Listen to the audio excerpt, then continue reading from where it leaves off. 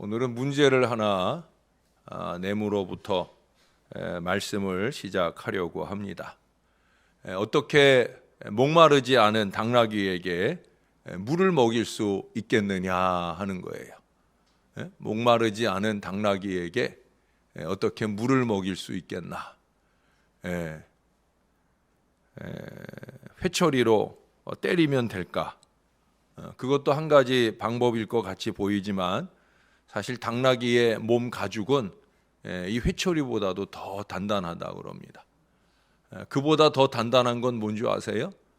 당나귀의 똥꼬집이.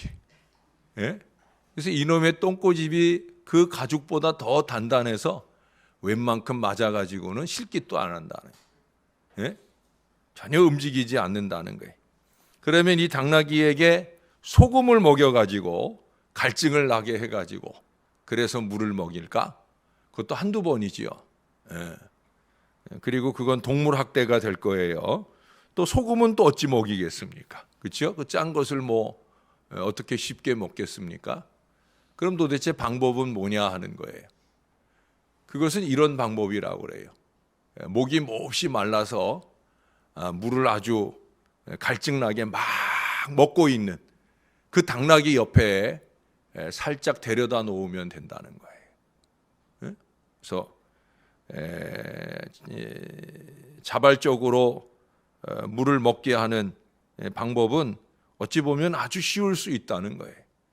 자제할 수 없는 그 갈증으로 열심히 물을 먹는 다른 당나귀를 보게 되면 그 옆에 있던 이 목이 마르지 않는 당나귀도 자기 동료의 그 물 먹는 모습에 의해서 움직이게 되고 결국은 물통 가까이 다가가서 시원스럽게 물을 먹게 된다고 합니다. 어떤 사람이 하나님에 대한 갈증을 오래전에 잃어버렸고 세상에 맥주나 소주나 텔레비전이나 자동차 같은 것들로 만족하며 살아가는 사람이 있다면 그에게도 역시 유창한 설교보다는 하나님을 향한 이 배고픔과 갈증을 지닌 그런 믿음의 동료가 더욱더 힘을 발휘할 수 있다라고 하는 거예요. 왜? 동료니까. 같은 부류의 인생이 어떻게 살고 있느냐라는 것을 곁에서 느끼고 자극받을 때 동일한 모습들을 나타낼 수 있다라고 하는 거예요. 오늘 본문에서 보여지는 이스라엘 사람들에게 있어서 갖고 있는 문제는 뭐냐? 그처럼 하나님께 대한 갈망으로 하나님을 의뢰하는 사람들을 그 주변에서 조금도 찾아볼 수 없다는 거예요. 우리 교회 새벽재단에 오면 찾아볼 수 있었을 텐데 근데 그 당시에는 안타깝게도 그런 사람들이 없더라는 거예요. 선민 이스라엘인데 하나님 믿는다는 사람들이 모여 사는 이스라엘인데 이리 봐도 저리 봐도 그렇게 하나님에 대한 갈증으로 매달리는 사람을 전혀 볼 수 없다는 거예요. 너도 나도 인생을 의뢰하며 의지하는 사람들 뿐이더라. 물론 여기 2절부터 3절까지에 보면 그 인생들이 자기보다 좀 높은 수준에 있는 사람들인 것은 맞습니다. 거기 보면 다양한 계층의 인생들을 나열하죠. 용사, 전사, 재판관, 선지자, 복술자, 장로, 50부장, 귀인, 모사, 정교한 장인, 능란한 요술자들. 그러나 여러분 문제는 뭐냐? 그 모든 인생들이 아무리 강력한 지휘 능력을 가졌다 할지라도 여기 2장 22절의 말씀처럼 호흡이 끊어지면 흙으로 돌아가 당일에 그 모든 도모가 소멸할 수밖에 없는 아주 연약한 존재라 하는 사실이에요. 4절에서 말씀하는 것처럼 소년이나 아이만도 못하다는 거죠. 또 6절 7절에 가서 보면 사람은 남의 짐을 지기 싫어서 책임 회피를 할 수 있다는 거예요. 거기 6절의 시작을 그러잖아요. 자기 아버지 집에서 자기의 형제를 붙잡고 도움을 청하는 거예요. 아마 그 형제가 여기 보니까 내게는 겉옷이 있으니 이 겉옷이라는 건 단순히 이 겉옷만 얘기하는 게 아니라 물질적인 부여나 힘을 말하는 거예요. 너 힘이 있으니까 네가 나를 좀 다스려다고 라고 얘기하는 거예요. 나를 좀 돌봐다고 라고 얘기하는 거예요. 근데 뭐라 그래요? 나 옷도 없고 양식도 없고 그러면서 난 못해 라고 책임을 회피하더라는 거예요. 우리 룻기에서 보았던 나오미의 남편 아비멜렉처럼 그렇게 자기가 가진 그 부요함으로 형제를 돌보는 것조차 싫어하는, 그게 인생이라는 거예요. 자기에게 조금이라도 손해가 올 것 같으면 금세 꼬리를 감춰버리는, 인생은 그렇다는 거예요. 안타까운 건 뭐냐? 그런데도 불구하고 그러한 사람들만 의지하려는 어리석음을 보인다는 거예요. 왜 그러냐? 주변에 누구도 하나님을 의뢰하는 사람들이 없기 때문에 그래요. 거기까지면 괜찮은데 1절에 보니까 인간의 생활에 필수 불가결한 두 요건이죠. 양식과 물까지 의지의 대상이 되더라. 양식과 물이 끊어지면 곧 생명이 위태로워졌다는 것을 의미하기는 하지만, 그렇다고 해서 무엇을 먹을까, 무엇을 마실까가 인생 삶의 최대의 목적이요, 관심이요, 추구라고 하면 여러분 그건 짐승과 다를 바가 없는 거잖아요. 물질적인 것에 연연하고 그것에 대한 관심에 집착하는 인생만큼 한심하고 답답한 인생이 없는 거예요. 스스로를 뭐라고 생각한? 난 동물이다. 난 동물적 인생이다. 그걸 말하는 것과 다를 게 없어요. 아니, 동물들은 그러지 않거든요. 예수님 말씀하셨잖아요. 공중의 새를 보라고. 공중의 새는 차라리 심지도 않고 거두지도 않고 창고에 모아들이지도 않았는데도 불구하고 너희 천부께서 잘 먹이시고 입히시고 하지 않느냐. 또 그들 역시도 그런 줄 알고 잘 살아간다는 거예요. 뭘 먹을까 걱정하지 않는다는 거예요. 뭘 마실까 걱정하지 않는다는 거예요. 물론 가끔 동물의 왕국 보면 그들에게도 먹는 것, 마시는 것에 대한 갈망이 그들의 늘 큰 숙제가 되는 걸 보게 됩니다. 그러나 우리는 사람이잖아요. 우리 그런 찬양을 많이 하죠. 사람을 보며 세상을 볼 때 만족함이 없었네. 나의 하나님 한 분만으로 나는 만족하겠네.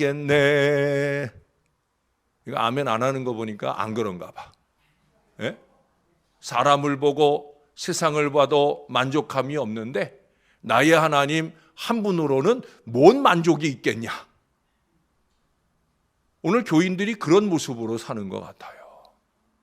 목사가 교인들 보면 참 안타깝고 답답할 때가 뭐냐.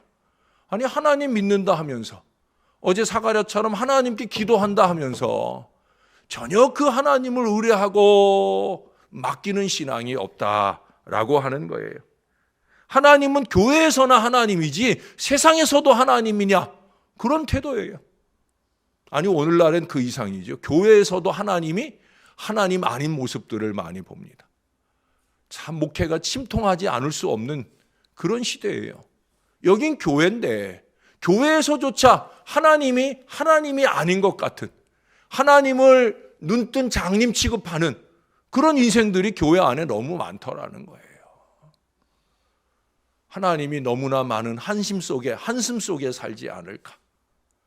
이 녀석들이 나를 의지해야 되는데, 내게 의뢰해야 되는데, 내게 기도하면 그 기도가 응답받을 줄로 믿고 살아야 되는데, 입술의 기도는 기도대로 하면서 그냥 모양뿐이라는 거죠. 정말 하나님을 의뢰하는 믿음의 모습들을 그 가운데 찾아볼 수가 없다는 거예요. 제가 전에도 말씀드렸지만 의뢰한다라는 히브리어는 바타흐라고 하는 말이에요. 이 바타흐라고 하는 말은 그저 단순한 의뢰, 맡김 이런 의미만이 아닙니다. 의뢰되었기 때문에 이제는 걱정 뚝 평안 시작에까지 가는 마음인 거예요. 이해가 되셔요? 하나님께 의뢰하고 기도했으니까 이제 하나님이 다 들어주실 거야 하는 믿음을 가지고 걱정 안 하는 거예요. 염려 안 하는 거예요. 마음의 평안을 누리며 사는 거예요. 그러다가 하나님의 은혜가 다가오면 그걸 은혜로 알아보는 거죠. 그게 없으니까 하나님이 은혜로 다가오시는데도 어제 사가랴 말씀처럼 아닙니다. 내게 그런 일 절대 일어날 수 없어요. 라는 이 어리석은 말들을 끊임없이 쏟아놓는다는 거예요. 양식과 물을 의지함은 또 다른 염려를 더하는 것인 뿐이요. 인생을 의지함은 영원한 보장이 없는 일시적인 위안을 줄 뿐이라는 사실을 잊지 말아야 돼요. 전 그래서 여러분들에게 단호하게 얘기하잖아요. 여러분들과 친한 사람이 여러분의 신앙의 걸림돌도 될 수 있다. 너무 사람과 친하지 말라고. 하나님과 자꾸 더 친해져야지 사람과 친해지고 친한 사람과 나누는 언어들이 믿음 없는 언어들을 나누게 될 때 자꾸 내 믿음을 갉아먹는 거예요. 하나님을 향해 말랑말랑하고 순전한 신앙을 자꾸 놓치는 거예요. 이렇다더라 저렇다더라 하면서 어리석은 미래로 가는 거예요. 여러분 정신을 바짝 차려야 됩니다. 우리에게 온전한 평안을 영원히 주실 유일한 의뢰의 대상은 하나님 뿐이신 줄로 믿습니다. 아마 이 가운데는 이것을 부정할 분은 아무도 없을 거예요. 그런데도 우리나 우리 주위의 사람들은 여전히 전적으로 하나님을 의뢰하는 이 갈증 가운데 살고 있지 않다는 안타까운 사실입니다. 왜 그럴까? 왜 그럴까요? 그것은 그렇게 하나님 의뢰를 목말라 하는 믿음의 동료가 없기 때문에 그래요. 여러분 곁에는 있어요? 여러분의 가족들이, 여러분의 믿음의 교우들이 그렇게 하나님을 갈망하는 간절함 속에 살고 있느냐는 거예요. 매 주일, 매 예배 때마다 여러분들 앞에 서는 이 김용준 목사는 여러분들 보시기에 어떨런지요? 여러분 주변에 그런 사람들이 없다면 여러분 저와 더 가까워지시고 제가 갈망하는 하나님을 더 의뢰하는 여러분들의 믿음이 좀 되시면 좋겠습니다. 하나님을 갈망하는 사람들이 없다. 이리 보아도 저리 보아도, 이리 보아도 사람을 의지하는, 저리 보아도 물질을 의지하는 그런 사람들만 주변에 널널하니까 이거 신앙의 순수와 가치를 지켜내는 일들이 너무나 어렵다는 거예요. 그들은 만군의 여호와께서 그 모든 것을 제하여 버리시는 때 슬피 울며 이를 갈 때가 있다는 사실을 모르는 인생들인데 왜 그런 인생들을 갈망하고 왜 그런 인생들을 본받으려 하는지, 왜 그렇게 육신적으로 세속적으로 자꾸 가려고 하는지 여러분 정신을 바짝 차려야 돼요. 왜 대림절을 주시고 왜 사순절을 주시고 이와 같은 은혜의 절기들을 주십니까? 갱신하라는 거죠. 아기 예수님께 대한 관심을 갱신하라는 거죠. 십자가에 달려 죽으시고 부활하신 예수님께 대한 마음을 집중하라는 거죠. 이걸 우리가 알아야 됩니다. 우리는 하나님만 의뢰해야 된다는 거예요. 우리의 영원한 피난처가 되시는 그 하나님, 자기를 찾는 자들에게 기쁨과 즐거움과 평안의 상급 주시기를 잊지 아니하시는 하나님, 후히 주시고 꾸짖지 아니하시는 바로 우리 하나님만을 의뢰해야 된다는 거예요. 여러분들 속에 그 갈증의 마음들이 사라지려 할 때마다 시편을 여셔요. 위대한 신앙의 사람 다윗이 그의 평생 동안 얼마나 절절히 하나님을 갈망하며 살았는지. 사실은 목회자들도 볼 거 없어요, 여러분. 요즘 목회자들이 하나님 갈망하며 삽니까? 어디 솔직히. 목사의 입술로 말하게 되어서 송구하지만 솔직히 그렇잖아요. 시편적 갈망으로 하나님께 매달리는 사람들이 어디 있어요? 하나님의 일에 더 집중하고 그 일을 틀림없이 잘해놓을 마음으로 간절히 매달리는 사람들이 어디 있어요? 그저 월급 받아먹고 살기나 바쁜 그런 어리석은 인생들이 천지예요. 먹고 살자고 이 일을 하는 사람이 저는 제일 불쌍한 사람이라고 생각을 해요. 먹고 살자면 절대 목회 안 해요, 저도. 네? 먹고 살자고 목회하고 있는 인생이 제일 불쌍한 인생인 거예요. 그 이상의 가치를 위해서 목회를 해야지. 보이지 않는 그 이상의 가치를 위해서 최선의 마음을 쏟아 부어야지. 그래야 그것이 목회이고 그것이 신앙 아니겠어요? 사랑하는 여러분, 믿음이 뭡니까? 믿음은 의뢰예요. 의뢰. 예? 다시 겨자씨만한 이 의뢰, 그것만 가져도 산을 옮길 수 있다 그러잖아요. 그런데 전적인 의뢰는 얼마나 더 큰 능력을 발휘하겠느냐. 겨자씨 한 알만큼의 의뢰, 믿음만 있어도 산을 옮겨서 바다에 빠지게 할 수 있다는데, 전적으로 의뢰하는,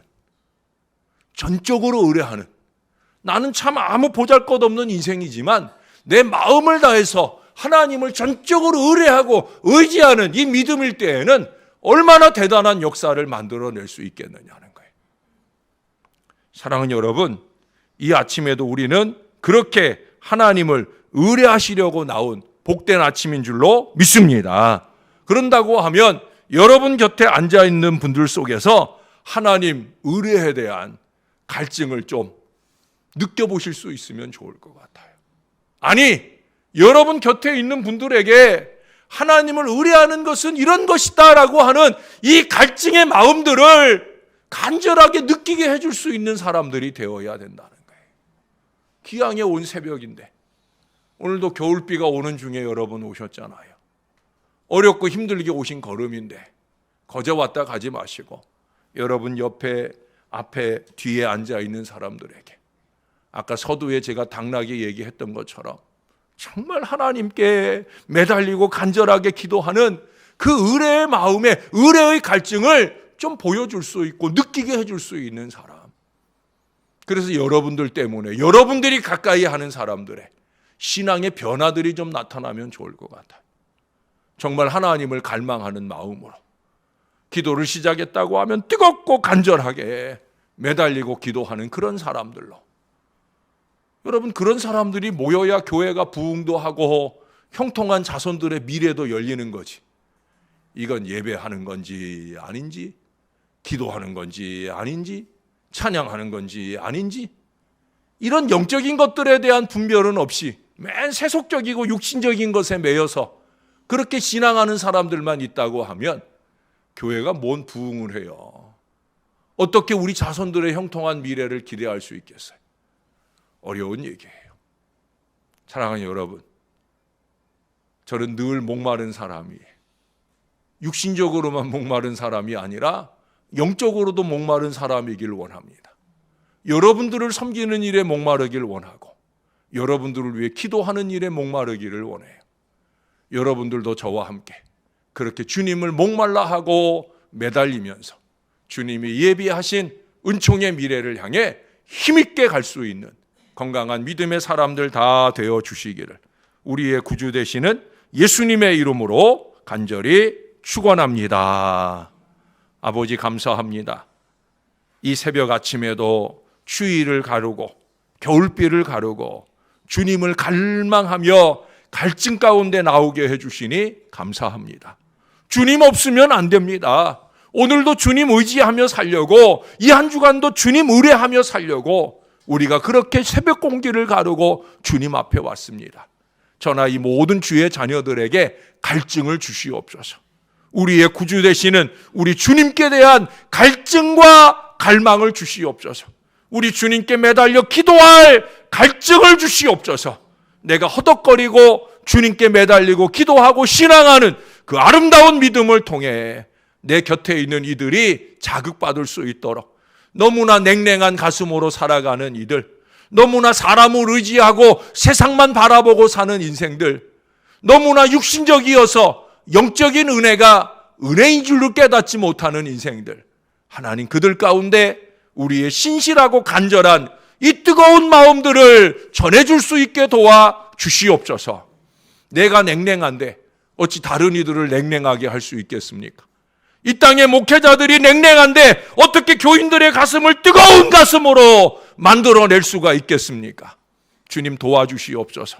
부족한 종도 도와주시고 이 나라 이 민족 가운데 목회자라고 세움받은 이들의 마음도 주님이 주장해 주셔서 한국교회를 위한 갈망의 마음을 가지고 주님을 의뢰하게 하시고 자기들에게 맡겨진 사역에 대한 갈증을 가지고 열심 있게 그 사명을 감당해내는 뜨거운 믿음의 사람들이 세워지게 하여 주시옵소서. 그들로 통하여 섬겨지는 모든 교인들의 가슴 속에도 그 뜨거운 갈망으로 하나님 의뢰하면서 한국교회가 70년대, 80년대 그 뜨거운 마음으로 돌아가고 한국교회가 70년대, 80년대 선교와 전도와 부흥에 힘썼던 그 모든 역사를 더욱더 힘있게 하는 능력의 나라가 될 수 있도록 은혜 베풀어 주시옵소서. 주님이 우리를 도와주시길 소원합니다. 감사합니다. 예수님 이름으로 기도합니다. 아멘.